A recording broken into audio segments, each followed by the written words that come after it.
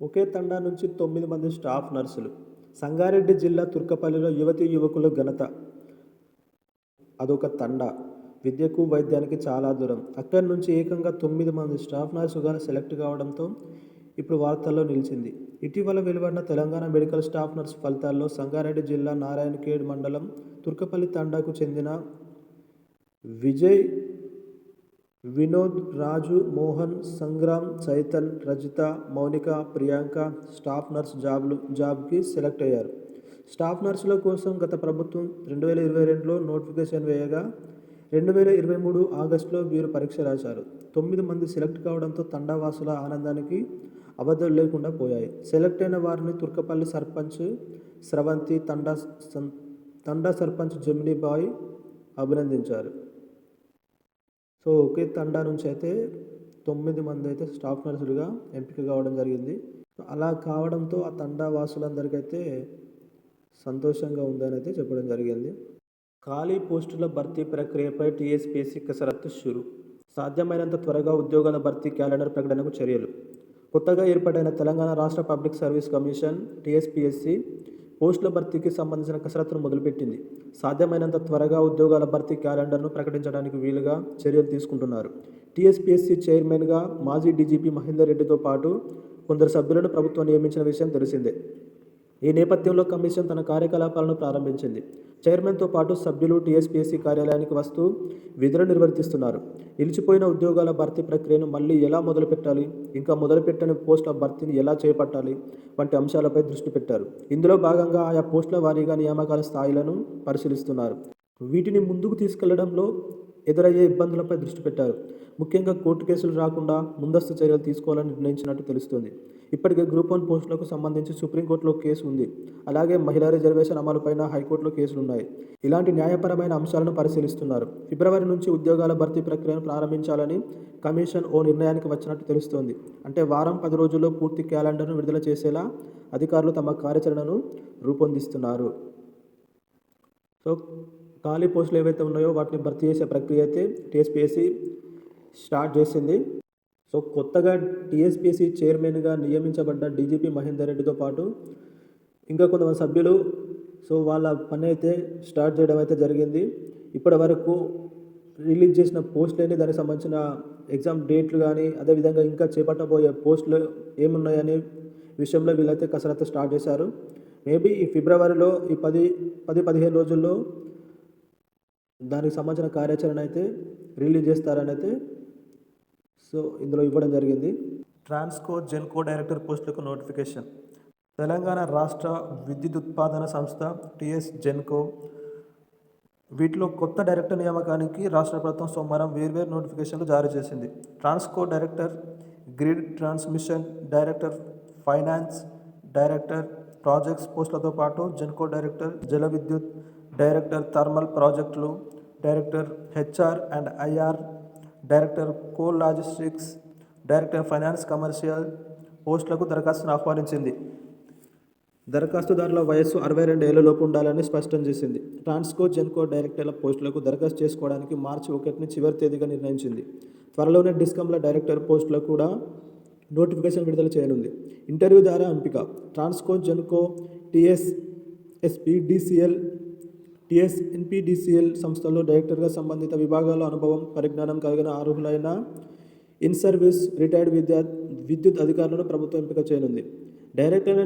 డైరెక్టర్ల నియామకానికి మార్గదర్శకాలను జారీ చేస్తూ 2012 మే 14న జారీ చేసిన జీవో 18 ప్రకారం ఇంధన శాఖ ముఖ్య కార్యదర్శి నేతృత్వంలోని సెలక్షన్ కమిటీ ఇంటర్వ్యూ నిర్వహించి ఒక్కో డైరెక్టర్ పోస్టుకు 3 పేర్లతో షార్ట్లిస్టును రూపొందించి ప్రభుత్వానికి సిఫారసు చేయనుంది. ఈ కమిటీలో ఆయా విద్యుత్ సంస్థల సీఎండీలు కన్వీనర్లుగా, రాష్ట్ర ప్రభుత్వ రంగ సంస్థల శాఖ ముఖ్య కార్యదర్శి, ప్రభుత్వం నామినేట్ చేసే విద్యుత్ రంగ ఇండిపెండెంట్ ఎక్స్పర్ట్ సభ్యులుగా ఉండనున్నారు. కమిటీ సిఫారసు చేసిన షార్ట్ లిస్టులోని 3 వ్యక్తుల నుంచి ఒకరిని డైరెక్టర్గా నియమిస్తూ ప్రభుత్వం నిర్ణయం తీసుకోనుంది. ఇక పదవీకాలం 2 ఏళ్లు మాత్రమే. డైరెక్టర్ పదవీకాలం 2 ఏళ్లు మాత్రమే. పనితీరును మందించడం ద్వారా సెలక్షన్ కమిటీ సిఫారసుతో మరో ఏడాది, ఆ తర్వాత కూడా ఇంకో ఏడాది పొడిగించడానికి వీలుంది. మధ్యస్థంగానే జేఈఈ మెయిన్. దేశవ్యాప్తంగా ఎన్ఐటీలు, ట్రిపుల్ ఐటీలు సహా ఇతర కేంద్ర నిధులతో నడిచే ఇంజనీరింగ్ కళాశాలలో ప్రవేశానికి నేషనల్ టెస్టింగ్ ఏజెన్సీ ఎన్టీఏ సోమవారం ఉమ్మడి ప్రవేశ పరీక్ష జేఈఈ మెయిన్ పేపర్ 1ని ఉదయం మధ్యాహ్నం కలిపి 2 షిఫ్టులు నిర్వహించింది. ఈ పరీక్షలో మ్యాథమెటిక్స్ నుంచి కఠినమైన సుదీర్ఘమైన ప్రశ్నలు వచ్చాయని, కెమిస్ట్రీలో ప్రశ్నల క్లిష్టత మధ్యస్థంగా ఉండగా ఫిజిక్స్ నుంచి అడిగిన ప్రశ్నలు సులభంగానే ఉన్నట్లు నిపుణులు పేర్కొన్నారు. మ్యాథమెటిక్స్లో గత ప్రశ్నపత్రాల్లో ఇచ్చిన ప్రశ్నల మోడల్స్ ఎక్కువగా పునరావృతమయ్యాయి. Trigonometry, equations, binomial coefficients, scalar, triple products. So ఇక్కడ ట్రాన్స్కో అండ్ జెన్కో డైరెక్టర్ పోస్టులకు అయితే నోటిఫికేషన్ వచ్చింది. ఇంకా మిగతా కొన్ని క్యాడర్లు అయితే ఉన్నాయి, వాటికి కూడా నోటిఫికేషన్ అయితే వేరువేరుగా 2 నోటిఫికేషన్లు అయితే ప్రభుత్వం జారీ చేయడం జరిగింది.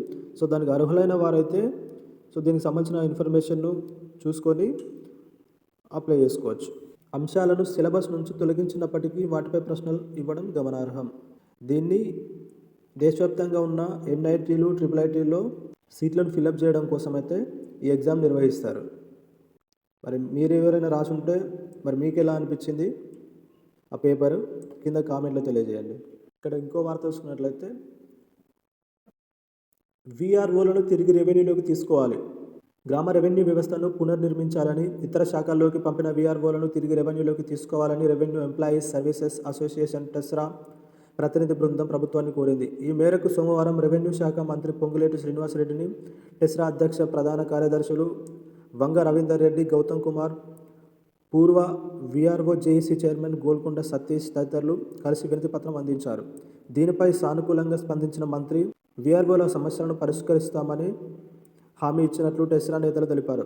కార్యక్రమంలో సెక్రటరీ జనరల్ హరలే సుధాకర్ రావు, కో చైర్మన్ సురేష్ బాబు తదితరులు అయితే పాల్గొనడం జరిగింది.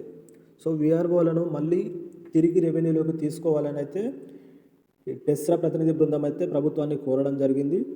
సో దాని మేరకే రెవెన్యూ శాఖ మంత్రి పొంగులేటి శ్రీనివాసరెడ్డి వీళ్ళకైతే మీ సమస్యలను పరిష్కరిస్తామని అయితే హామీ ఇవ్వడం అయితే జరిగింది.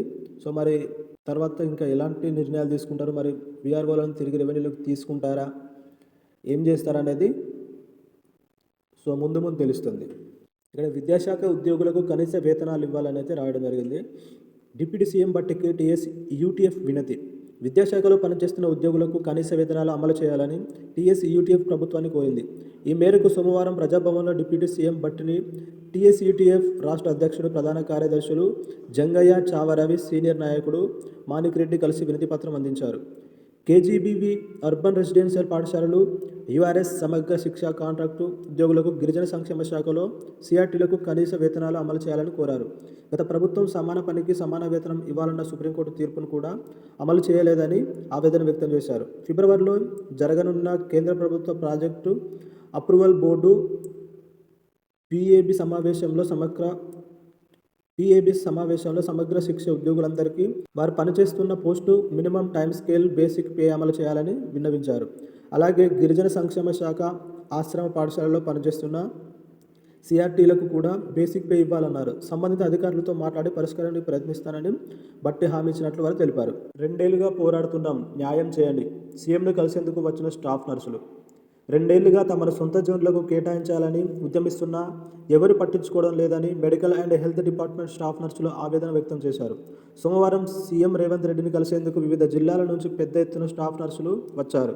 ఈ సందర్భంగా వారు మాట్లాడుతూ 317 జీవో ద్వారా తమకు అన్యాయం జరిగి మారుమూల ప్రాంతాలకు కేటాయించిన హైకోర్టు తమకు అనుకూలంగా ఆర్డర్ ఇచ్చిందని తెలిపారు.